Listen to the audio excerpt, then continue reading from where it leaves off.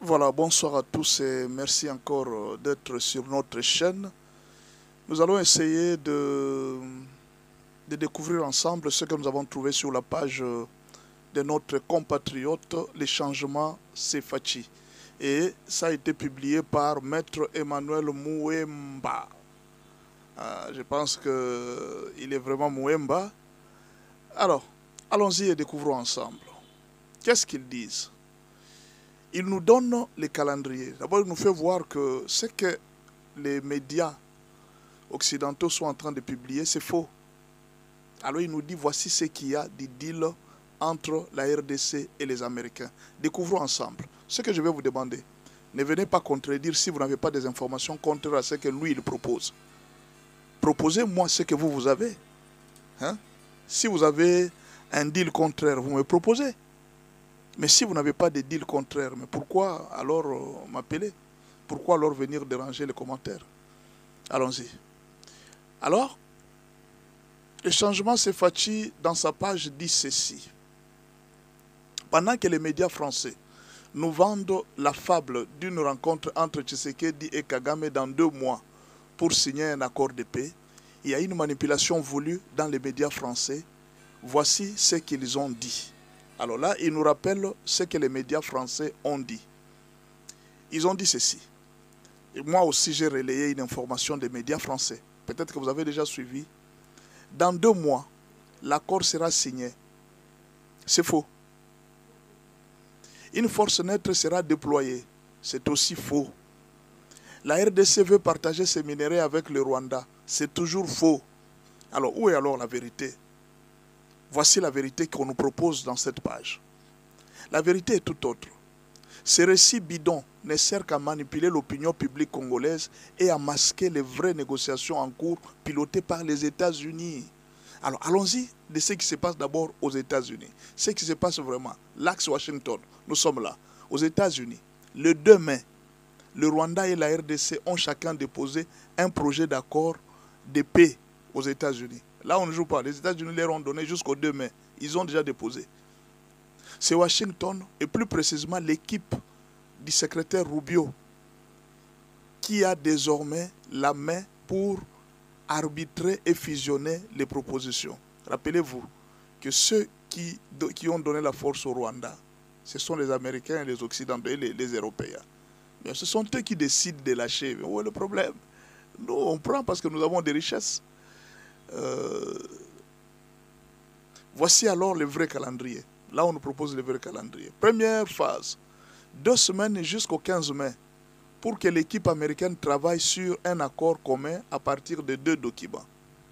Deuxième phase, semaine du 15. La première phase commence à partir jusqu'au 15 mai. Donc à partir du 2 jusqu'au 15 mai. La deuxième phase commence à partir du 15 mai. Rencontre entre experts congolais et rwandais aux États-Unis pour amender et peaufiner les projets. Ça, c'est à partir du 15 mai. Troisième phase, vers le 21 mai, ce sont les ministres des Affaires étrangères de 2 pays qui se retrouvent à Washington pour valider la version finale. Phase finale, semaine du 15 juin, précise, le président Félix Tshisekedi et les sorciers, je m'excuse, ça c'est ce qui est écrit là, et Paul Kagame signeront officiellement l'accord de paix à Washington en présence de 1. Ça c'est le 15 juin, la semaine du 15 juin. Ils vont signer en présence de, voici, le président américain Donald Trump, le président William Ruto pour représenter l'EAC, le président Emerson Mnangagwa pour représenter la SADC et Faure Gnassingbé, président du Conseil des ministres du Togo pour l'Union africaine.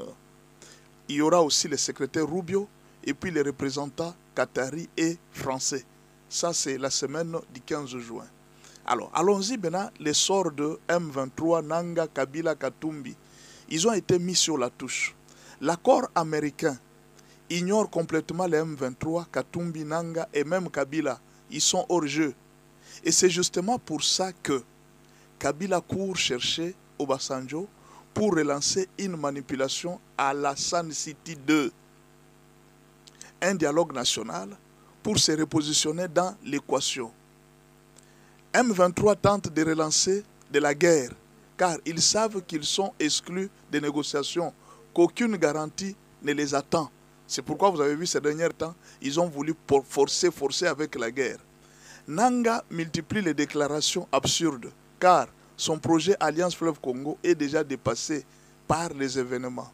La Senko est mise à l'écart avec son pacte social. Alors, ça c'était la fin de ce que monsieur a proposé comme plan et calendrier, contraire à ce que les médias occidentaux ou bien les médias français nous ont présenté. Je ne sais pas, moi personnellement, son analyse, moi je crois à son analyse, et vous particulièrement, comment vous trouvez son analyse? Moi personnellement je suis convaincu, parce que je vous ai dit, moi je crois facilement aux patriotes congolais. Je suis rarement des informations des gens qui sont contre la République. Non, tu ne vas pas me voir là-bas. Je suis les informations. Si tu me vois suivre les informations des gens qui sont contre la République, c'est pour les contredire. C'est pour qu'ils ne perdent pas l'opinion de la population. Et je ramène la population dans la vraie opinion. C'est comme ça que nous, on travaille. Mais ils suivent les informations qui peuvent trouver la population. On n'aime pas troubler notre peuple. Mon frère, le peuple de l'Est, ils ont beaucoup souffert. Ce n'est pas aujourd'hui de venir les matraquer avec des fausses informations pour les faire peur. Non, nous devons être patriotes. Nous devons aimer notre pays. Ça, c'est l'information qu'il a donnée. Vous pouvez consulter la page Les Changements Sefati. Vous allez suivre cette information. Et si vous avez des questions, vous pouvez toujours aller lui poser des questions. Où est la source? Moi, c'est juste l'information qu'il a donnée. Quelle analyse moi je fais? Quel crédit moi je donne à cette information? Moi, je donne 80% de chances que cette information soit vraie. Je ne travaille pas à la présidence, je ne connais pas, mais 80% de chances. Parce que ce qu'il a dit, c'est effectivement vrai. Parce que qu'est-ce que Kabila peut faire chez Obasanjo? Pourquoi Kabila a signé avec Katumbi leur signature pour qu'il y ait dialogue avec Félix Tshisekedi?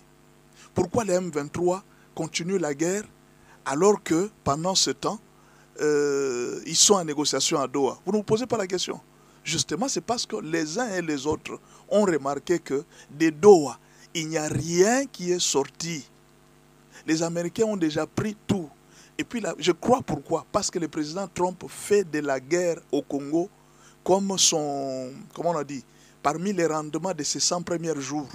C'est-à-dire réussir à donner la paix en RDC, c'est parmi les rendements de ces 100 premiers jours. Donc moi je crois que les 2 mai passés, les 2 présidents, parce que le président Trump ne peut pas jouer, il ne peut pas faire des blagues avec eux. Il va leur dire ici je ne joue pas. Vous comprenez? C'est qu'il leur a donné la date du 2 mai. Ils doivent rendre ça, parce que si vous ne rendez pas, vous aurez des problèmes. Et puis autre chose, les États-Unis, d'abord vous devez savoir que ce n'est pas la RDC qui a besoin des États-Unis. Ce sont les Américains qui ont besoin des Congolais. Nous sommes une très belle femme. Dieu nous a donné une beauté exceptionnelle. Toutes les nations sont en train de nous envier et de nous aimer. Maintenant, le problème, c'est que le peuple lui-même ne connaît pas sa valeur. Je vous dis la vérité. Ne craignez pas les Américains. Oh non, parce qu'ils ont une puissance. Pendant ces temps, les Américains sont en train de trembler, de revenir. Imaginez, ils sont en train d'investir 500 milliards de dollars dans 15 ans. Est-ce que vous savez ce que ça veut dire? 500 milliards de dollars dans 15 ans. C'est-à-dire chaque 5 ans. Prenez 500 divisé par 5. Hein? C'est quoi fait combien? 500 milliards divisé par 5, c'est 100 milliards. Donc à peu près 33 milliards chaque année. 15 ans. Quand vous prenez 30 milliards multiplié par 15 ans, ça fait 400. Donc 33 milliards à peu près chaque année. Chaque année, les États-Unis vont déverser pour la RDC 33 milliards, alors que le budget de la RDC, c'est presque 16 millions. Et maintenant, qu'est-ce que ça va se passer? Comment ça va se passer? Ce n'est pas qu'ils vont donner aux autorités, non. Et ils vont donner à leurs entreprises, et ces entreprises vont faire des infrastructures au Congo. Ils vont construire des routes, ils vont construire des hôpitaux. C'est eux-mêmes, ils vont donner à leurs